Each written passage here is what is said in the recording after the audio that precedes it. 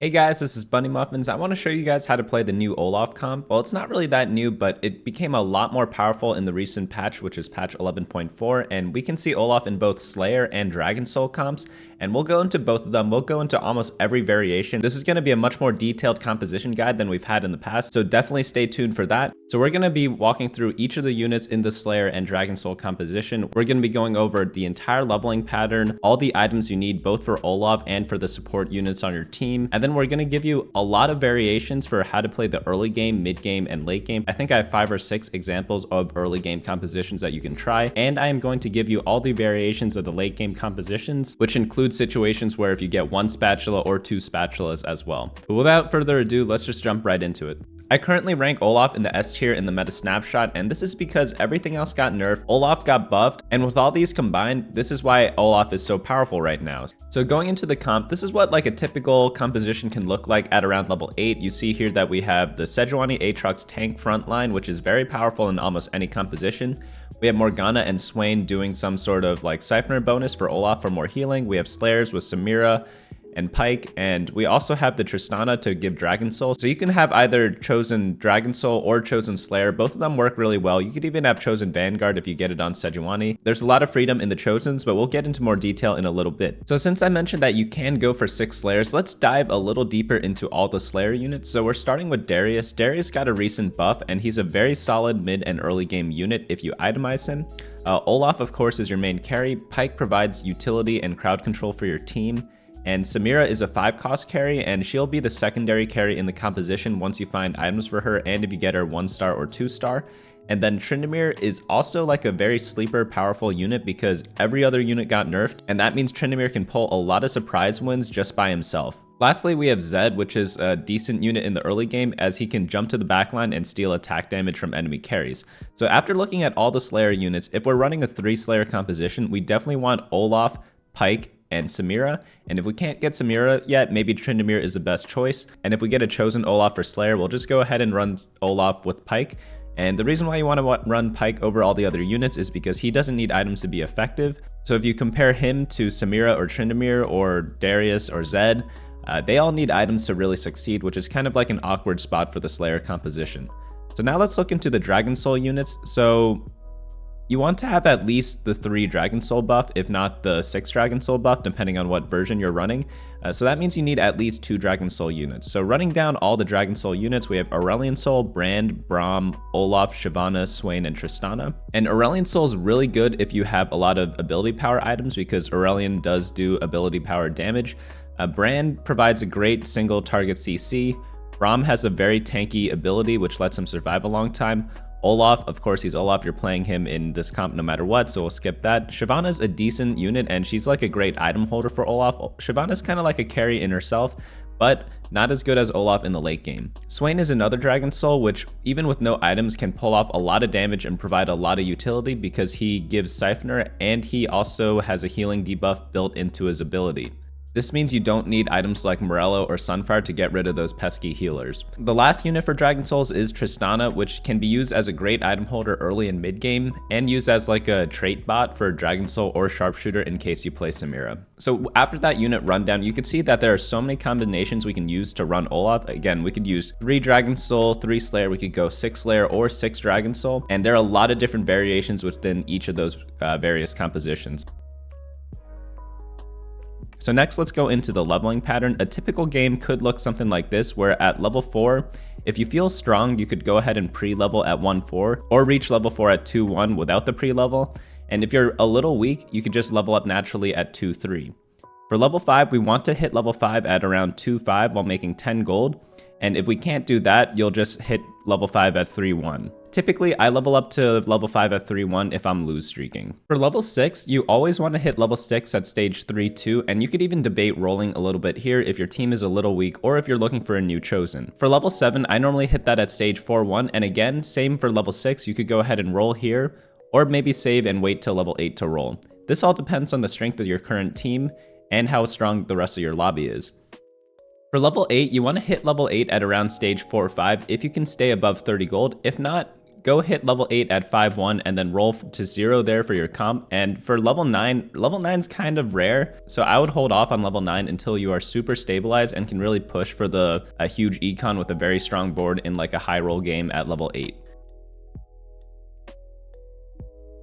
So now that we have the basics out of the way for the Olaf composition, let's get into some of the strengths and weaknesses. So first, the strengths. Olaf has very high flexibility because the late game composition can have so many different combinations, and it all just depends on what units and chosens you hit with your gold. So you could have a much bigger economy than other compositions just because you have more flexibilities in the units that you can hit.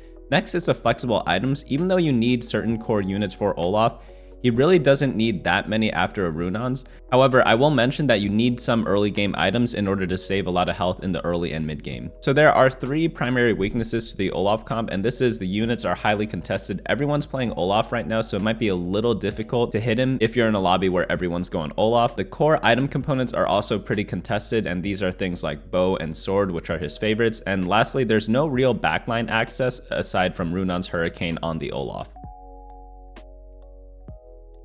So now let's get into the item guide. So Olaf with and without perfect items is a pretty big difference, and it's also like another one of the weaknesses of the comp. So the core items for Olaf is Runon's Hurricane, Guardian Angel, and Deathblade. Runon's is by far the most important, so just keep that in mind. If you don't have Runon's, you probably should try to go for a different composition. You could even run 2 Runon's on him, and that'll also be very massive. So ideally with Olaf, you have 2 damage items, which is Runons plus like a Deathblade, and then 1 defensive, such as Guardian Angel. So some substitutes for these items, since I know every game we can't get perfect items. Guardian Angel can be replaced with Rapid Fire Cannon because it's kind of like a pseudo defensive item because it gives Olaf a lot of range. And Handed Justice is a very good flexible item that can be used in a lot of different compositions, so you don't lock yourself into Olaf if you build an early Handed Justice. Other honorable mentions for Olaf items are Giant Slayer, Last Whisper, Infinity Edge, Dragon Claw, and Bramble Vest. Now for the early game items, as we said before, early game slamming items is very important to preserve health. And these items would include Locket of the Iron Solari, Sunfire Cape, Morello Namicon, Ionic Spark, Static Shiv, Chalice of Power. And these are just some examples of good early game items, but there are a lot of different ones that you could use because as long as we have a decent health pool going into the late game, and we get at least 1 or 2 of Olaf's core items, you're going to be doing fine in that game. With these items in mind, your carousel priority is going to be sword first, bow second, and then after that you could go for chain, cloak, rod, belt, then tier. Now with the items out of the way, let's get right into the early game. So in the early game, this is stages 1 and 2. There are many different boards you can play. I'm going to give you guys some examples here. The first one is Sharpshooter, Dragon Soul, and Vanguard. You could add stuff like Warlords, Vanguards, and Keepers as you level up, and you could use other Sharpshooters than the ones listed as well. Another example of a good starting comp is Divine Vanguard. As you can see here, we have Jax, Nasus, Wukong, and Garen. Very strong front line, very tanky, and you could pivot into many different directions here with a good item holder in the Wukong.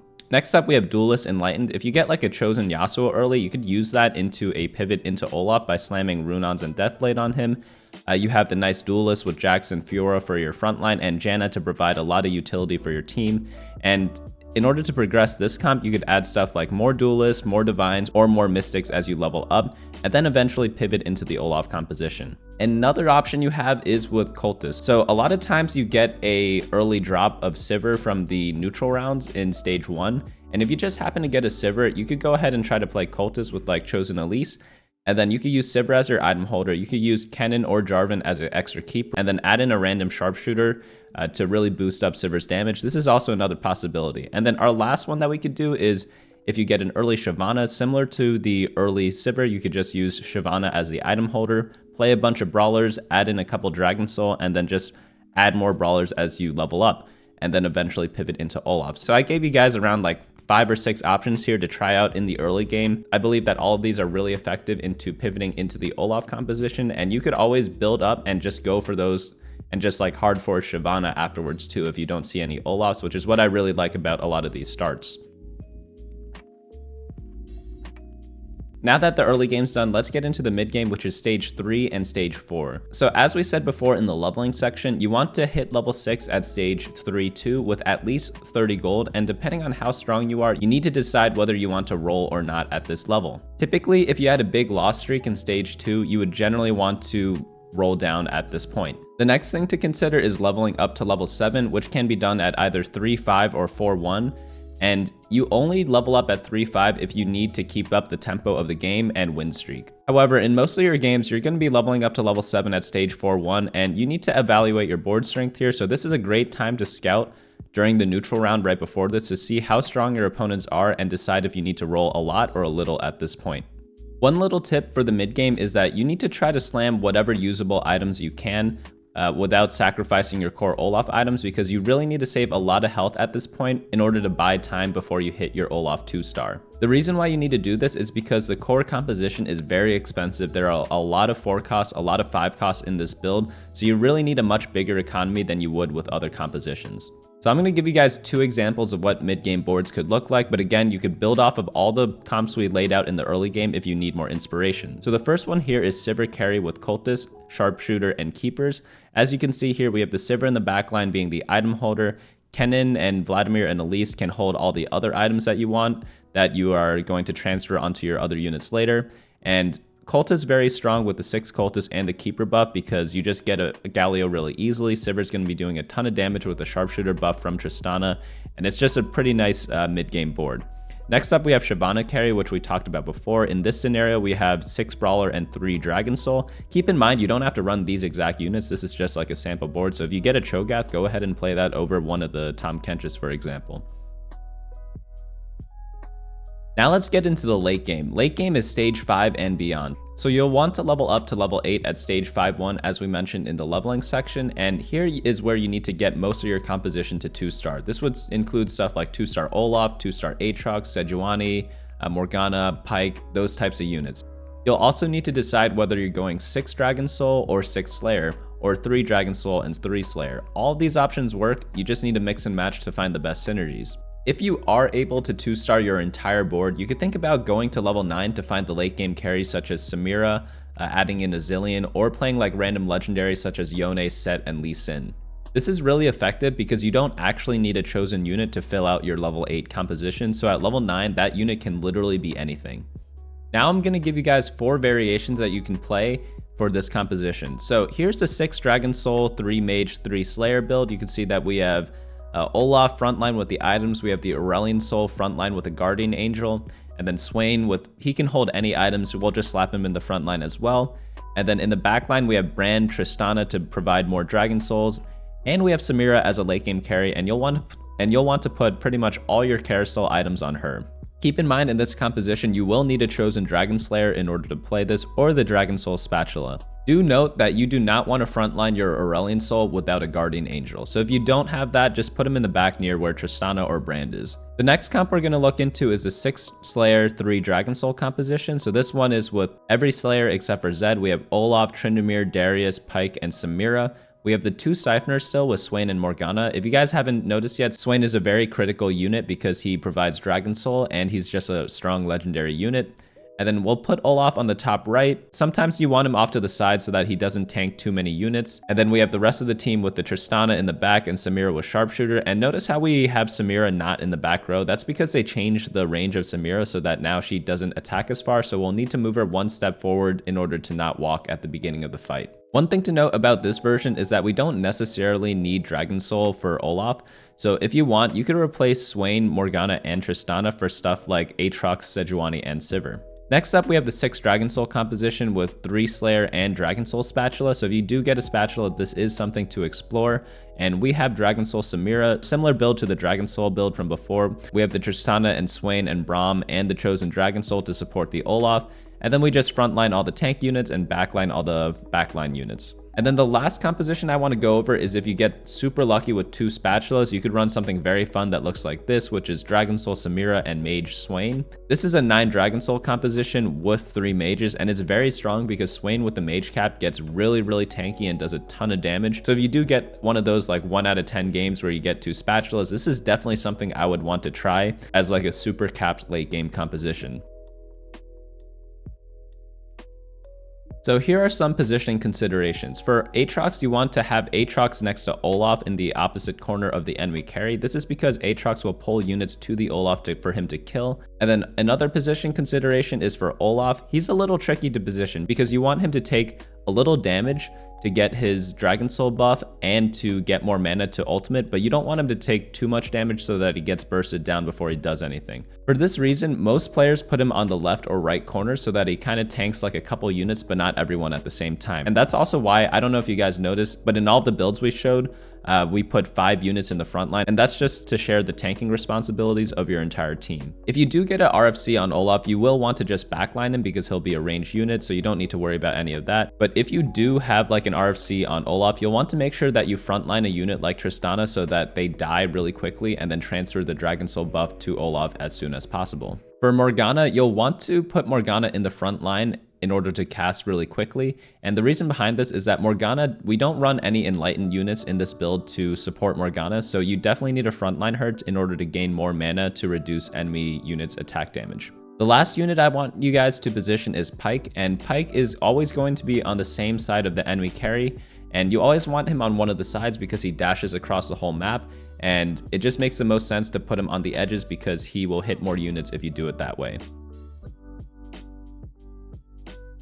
So now that we're done with all of that, let's go into some of the counters for Olaf. So Kayle comp is very good against Olaf. Some people say it's like the arch enemy of Olaf because she bursts your Olaf down if she's on the same side as Olaf. For example, if you positioned your Olaf on the top right and their Kayle's on the top right, a lot of times Kayle can kill Olaf before he does anything. Same with the top left. If your Olaf is on the top left, put your Kayle on the top left. So you want to make sure you're on the opposite side in order for Olaf to get ramped up and hopefully kill the entire Kayle team before Kayle kills him. Next up, we have Zed composition. So sometimes Zed can jump behind your team and attack Olaf and steal his attack damage while killing him. So you want to make sure your Olaf has Guardian Angel against champions like Zed. Next up is Aurelion Soul compositions. A fully stacked Aurelion Soul has a high chance to just burst down your Olaf if Aurelion Soul gets his ultimate off. So what you can do against this is use Aatrox to pull the Aurelion Soul and hopefully get that cast off before Aurelion Soul blows up your whole team. The last composition that's kind of like a counter is Nico Vanguard, and 3-star Fabled Nautilus with Vanguards will tank your Olaf indefinitely.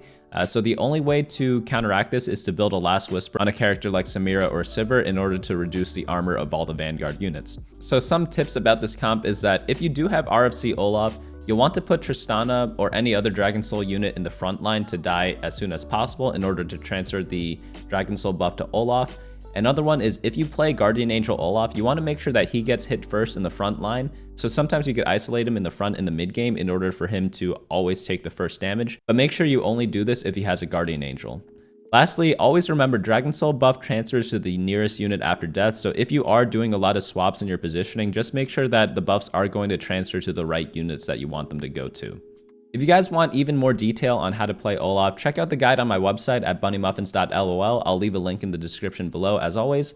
And thanks to ZL for this guide because he's been in my Discord server forever, and you can join this at discord.gg/bunnymuffins. And he's always been there to answer any questions people have on TFT. He's a challenger player pretty much every set, and he also does a little bit of coaching. So if you guys sign up for the coaching, you'll most likely get coached by him or someone at the same skill level as him. But yeah, if you guys found this helpful, go ahead and hit the like rating on the video as that helps me tremendously in the YouTube algorithm. And if you guys are new, go ahead, hit the subscribe button down below. We're really close to 50K, so I'm actually really excited to get to that point. And as usual, check out all the links in the description below for Twitter, Instagram, and all those other things, and I will see you guys next time.